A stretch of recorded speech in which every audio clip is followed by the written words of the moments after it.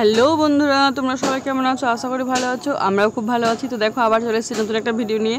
তো আজকে আমাদের এখানে আবার একটা শপিং মল উদ্বোধন হয়ে গেল। এটা হচ্ছে প্রাইমার্ট।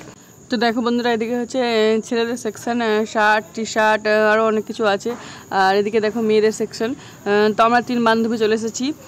তো দেখো আমার বান্ধবী এখানে দেখছে আর আমিও দেখছিলাম ঘুরে ঘুরে। তো মেয়েদের টি শার্ট, টপ সব কিছুই ছিল। আর দেখো এখানে অনেক কিছু আছে, প্লাজো প্যান্ট আর বাচ্চাদেরটা উপরে।